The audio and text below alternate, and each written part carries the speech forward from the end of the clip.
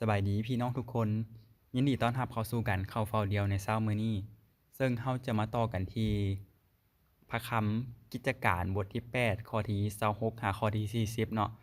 เป็นเรื่องของฟิลิปและชาวเอธิโอเปียถ้าพี่น้องมีพระคัมภีร์เนาะเปิดและอ่านไปพร้อมกับข้าพเจ้าได้เลยแล้วเทวดาตนหนึ่งขององค์พระผู้เป็นเจ้าได้สั่งฟิลิปว่า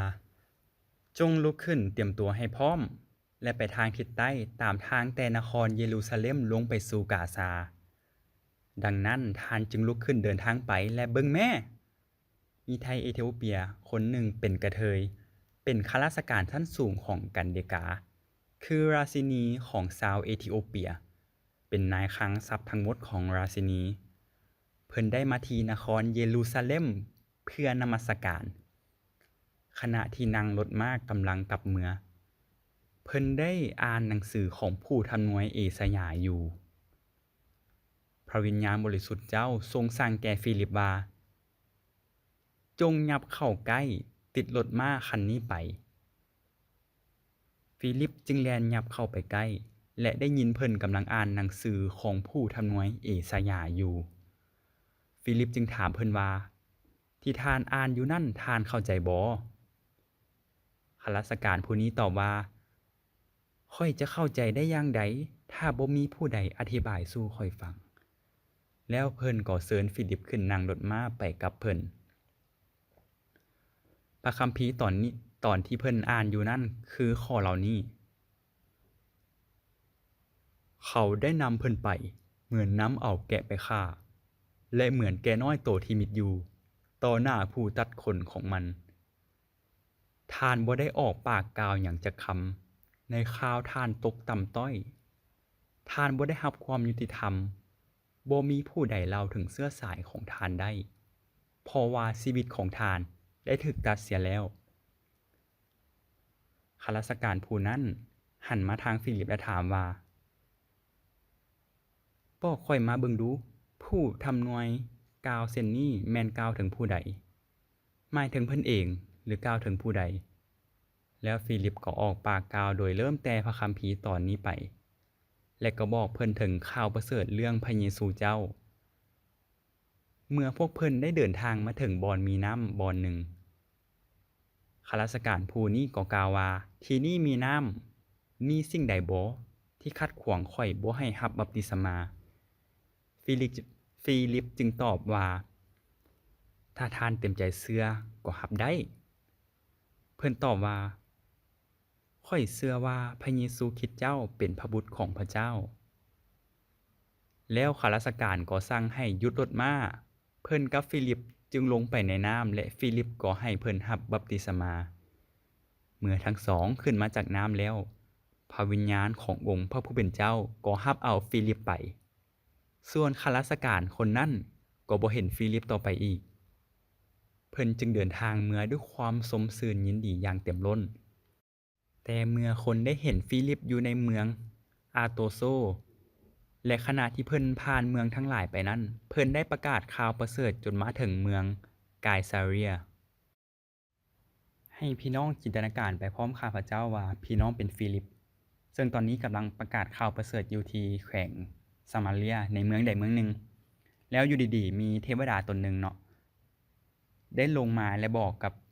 พี่น้องว่าจงลุกขึ้นเตรียมตัวให้พร้อมและไปทางทิศใต้ตาม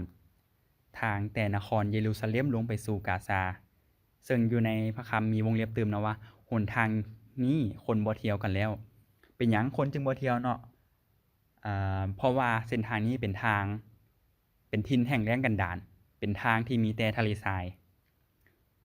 แล้วระยะทางแต่นครเยรูซาเล็มลงไปสู่กาซานี่มันไกลส่ำใดอันนี้ข้าพเจ้าก็ได้ไปเบิ่งอยู่แผนที่และลองแทรกเบิ่ง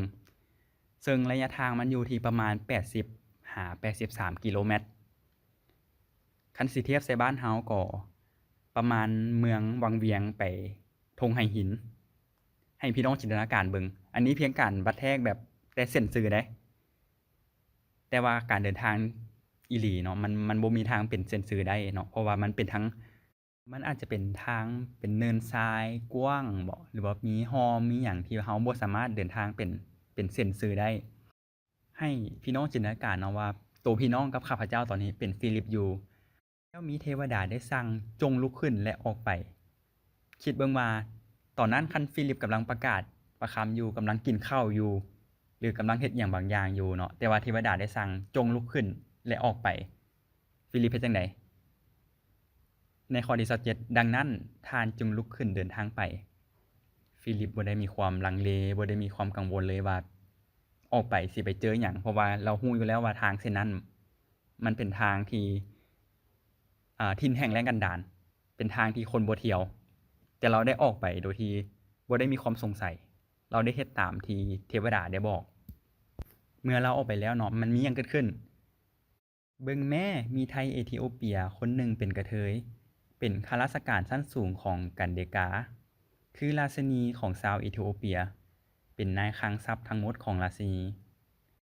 ในจุดนี้ข้าพเจ้าขอขยายความหน่อยหนึ่งเนาะเพราะว่าในพระคัมภีร์ศักดิ์สิทธิ์เนาะได้ใช้คำว่าเป็นกระเทยแต่ในเวอร์ชันพระคัมภีร์สมัยใหม่เนาะฉบับสมัยใหม่ได้ใช้คำว่าขันทีหรือเวอร์ชันในภาษาอังกฤษได้ใช้คำว่า eunuch ซึ่งความหมายของคำว่าขันทีนี่เนาะแม่นการที่ผู้ชายได้ถูกตัดอวัยวะเพศหรือถูกตัดลูกอัณฑะออกเฮ็ดให้บ่สามารถมีลูกได้แล้วชาวเอธิโอเปียคนนี้เนาะเราแม่นไผในพระคัมภีร์บอกไว้ว่าเราเป็นข้าราชการเนาะของกันเดกาเรามีหน้าที่หยังบัดนี้เราเป็นนายคลังให้กับราชินีของชาวเอธิโอเปียเนาะแล้วเรามาเฮ็ดหยังอยู่นี่เราได้มานครเยรูซาเล็มเพื่อนมัสการซึ่งคันเราอ่านต่อไปเนาะเราจะได้เห็นได้ว่าพระวิญญาณบริสุทธิ์ได้สั่งให้ฟิลิปแล่นยับเข้าไปใกล้รถม้าซึ่งฟิลิปก็ได้เฮ็ดตามแล้วบัดนี้มีหยังเกิดขึ้นต่อพี่น้องก็คือหลังจากฟิลิปที่ได้ยับเข้าไปใกล้แล้วเนาะพี่น้องจินตนาการไปพร้อมกันฟิลิปได้ย่างไปกับรถม้านี่แล้วเพิ่นก็ได้ยินสาวอีธิโอเปียคนนี้กำลังอ่านพระคัมภีร์อิสยาห์อยู่แล้วฟิลิปเฮ็ดจั่งใดต่อบัดนี้เนาะฟิลิปเพิ่นจึงถามว่าที่ท่านอ่านอยู่นั่นท่านเข้าใจบ่ให้พี่น้องจินตนาการไปพร้อมข้าพเจ้าเนาะคันว่าพี่น้องกำลังนั่งรถ3ล้อซะรถถีบ3ล้อแล้วมีคนปั่นให้ข้างหน้าอยู่ดีๆมีคนย่างมาข้างๆแล้วถามพี่น้องสิบ่ตกใจว่าอ้าวแม่นไผ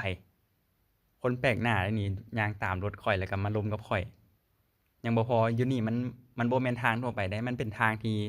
คนบ่เที่ยวแล้วทางแห้งแล้งกันดารเรามาแต่ไสคันแม่นตัวข้าพเจ้าเองคือสิคิดย้านแหละเนาะเพราะว่าอย่าลืมเด้อพี่น้องตอนนี้เราจินตนาการเบิ่งว่าเรากำลังอยู่ในทางเปลี่ยวทางที่คนบ่เที่ยวแต่มีผู้ชายไผก็บ่ฮู้ย่างมาตามหลังเรามาข้างรถเรามาสวนเราล้มเป็นตัวข้าพเจ้าเองข้าพเจ้าก็คือสิคิดย้านเนาะแต่ว่าสิ่งที่ข้าราชการผู้นี้เฮ็ดแม่นต่างออกไปซึ่งเราเห็นได้อยู่ในพระคัมภ์ข้อที่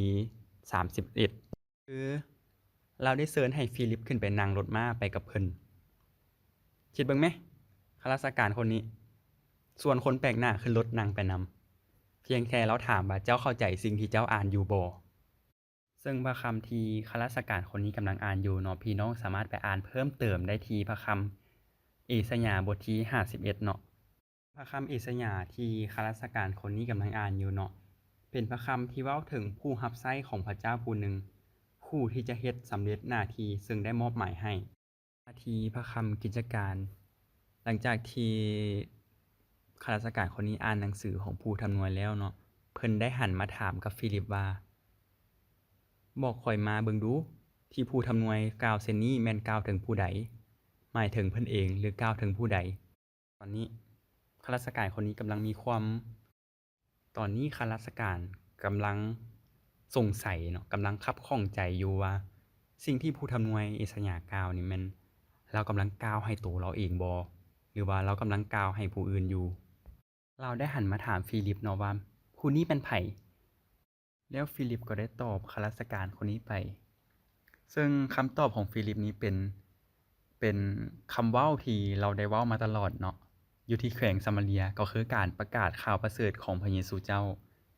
หลังจากที่ข้าราชการคนนี้ได้ยินแล้วเนาะว่าโอ้ผู้นี้บ่ผู้ที่ผู้ทำนวยเอสยาห์กำลังกล่าวถึงพระเยซูเจ้านี่บ่ความคับข้องใจของเราก็หายไป เราเราบ่ได้มีความสงสัยอีกแล้วหลังจากนั้นมีหยังเกิดขึ้นต่อพี่น้องตอนนี้แม่นให้พี่น้องหลับตาและจินตนาการไปพร้อมข้าพเจ้าเนาะว่าตอนนี้ข้าพเจ้าเป็นข้าราชการอยู่แล้วพี่น้องเป็นฟิลิปกำลังนั่งอยู่เทิงรถม้าเดินทางแต่นครเยรูซาเล็มไปกาซาเนาะอยู่ทางหั้นเป็นทางถิ่นแห่งแล้งกันดารมีแต่ทะเลทรายสิ่งใดเกิดขึ้นต่อไปพี่น้องอยู่ในข้อที่36เมื่อพวกเพิ่นได้เดินทางมาถึงบ่อนมีน้ำบ่อนหนึ่งข้าราชการผู้นี้ก็กล่าวว่าที่นี่มีน้ำมีสิ่งใดบ่ที่ขัดขวางข้อยบ่ให้รับบัพติศมาให้พี่น้องจินตนาการเบิ่งตอนนี้พี่น้องกำลังอยู่กลางทะเลทรายอยู่ระหว่างทางที่มันแห้งแล้งกันดารแอ่งน้ำมาแต่ไสหันไปซ้ายไปขวาแม้แต่เบิ่งกลับหลังก็มีแต่ทะเลทรายในระหว่างที่กำลังเดินทางมาฮอดบ่อนหนึ่งบ่อนนั้นมีน้ำอยู่พี่น้องจินตนาการเบิ่งตอนนี้เราอยู่กลางทะเลทรายแต่ว่าข้างหน้าเรามีน้ำอยู่สิ่งที่ข้าราชการคนนี้ได้บอกกับฟิลิปเนาะที่นี่มีน้ำมีสิ่งใดบ่ที่ขัดขวางข้อยบ่ให้รับบัพติศมาเป็นเรื่องอัศจรรย์หลายเนาะให้เราคิดเบิ่งว่าคันเราเป็นคนเดียวกำลังเดินอยู่ในทางเปี่ยวกำลังสงสัยในพระคำของพระเจ้าโอ้อันนี้มันหมายความว่าแนวใดวะสิ่งที่เกิดขึ้นคือพระเจ้าได้ส่งผู้เชื่อคนหนึ่งไปมาหาเรามาแก้ความข้องใจให้เราว่าสิ่งที่พระองค์กล่าวนั้นแม่นหยังหลังจากนั้นเกิดหยังขึ้นพี่น้องพระเจ้าได้จัดเตรียมบ่อนมีน้ำให้เพราะพระองค์เห็นแล้วว่าคนผู้นี้พร้อมแล้วและบ่มีหยังที่จะสามารถหยุดยั้งเราบ่ให้รับบัพติศมาได้เป็นหยังข้าพเจ้าจึงว่าจังซี่เนาะว่าพระเจ้าจัดเตรียมให้คันเราอ่านไปที่ข้อที่38หาข้อที่40เนาะแล้วข้าราชการก็สั่งให้หยุดรถม้าเพิ่นกับฟิลิปจึงลงไปในน้ำและฟิลิปก็ให้เพิ่นรับบัพติศมาเมื่อทั้งสองขึ้นมาจากน้ำแล้วพระวิญญาณขององค์พระผู้เป็นเจ้าก็รับเอาฟิลิปไปส่วนข้าราชการคนนั้นก็บ่เห็นฟิลิปต่อไปอีกที่ข้าพเจ้ามั่นใจว่าบ่อนมีน้ำนี้เป็นบ่อนที่พระเจ้าได้ทรงจัดเตรียมให้กับข้าราชการคนนี้โดยเฉพาะย้อนว่าหลังจากที่เราได้รับบัพติศมาแล้วมีหยังเกิดขึ้นพี่น้องพระวิญญาณขององค์พระผู้เป็นเจ้าก็รับเอาฟิลิปไปหน้าที่ของฟิลิปเบิดแล้วหลังจากที่ข้าราชการคนนี้ได้รับบัพติศมาก่อนที่ข้าพเจ้าจะสิ้นสุดข้าพเจ้าอยากเน้นย้ำให้เห็นถึงการแสวงหาพระเจ้าอย่างแท้จริงของข้าราชการหรือคันธีผู้นี้คิดเบิ่งพี่น้องเรากำลังเดินทางบนทางที่คนบ่เที่ยวแล้วเราได้แสวงหาพระเจ้าเราได้มีความคับข้องใจพระเจ้าได้ส่งฟิลิปมาหาเรายังบ่พอ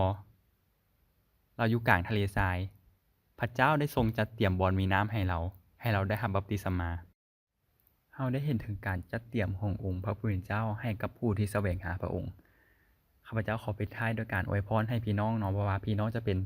ฟิลิปผู้ที่พระเจ้าได้ทรงใช้เราออกไปเราบ่ได้มีความลังเลในการประกาศข่าวประเสริฐหรือแม้แต่พี่น้องผู้ที่เป็นชาวเอธิโอเปียคนนี้เนาะผู้ที่ว่ากำลังแสวงหาพระเจ้าอยู่ขอพระเจ้าที่จะต้องทรงตอบและช่วยเหลือพี่น้องในการเดินตามทางของพระองค์อาเมน